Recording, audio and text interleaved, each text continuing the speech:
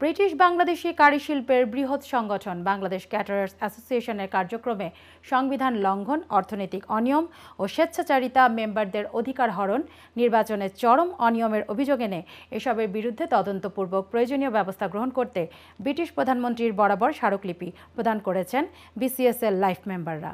গত 7 অক্টোবর সোমবার দুপুরে ব্রিটিশ প্রধানমন্ত্রী 10 ডাউনিং স্ট্রিটের কার্যালয়ে গিয়ে বিসিএর আজীবন সদস্যরা সশরীরে গিয়ে লিখিত স্মারকলিপি ব্রিটিশ প্রধানমন্ত্রীর অফিসে হস্তান্তর করেন। এ সময় বিসিএর সদস্যরা বলেন, বিসিএ ব্রিটেনের একটি প্রাচীন সংগঠন হলে একটি স্বার্থান্বেষী চক্র বিসিএকে কুক্ষিগত করতে বিসিএর সুনাম ক্ষুণ্ণ করছে।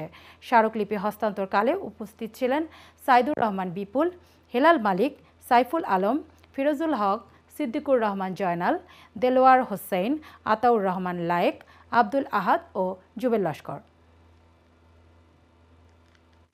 আনফর্চুনেটলি একটা রেজিম তারা দীর্ঘদিন যাবৎ ইলেকশন হইতে দেয় না।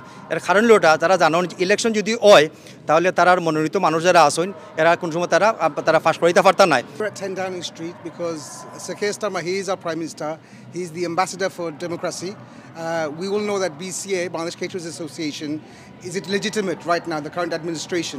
It's important that he is aware of all the concerns and issues that we have within the BCA.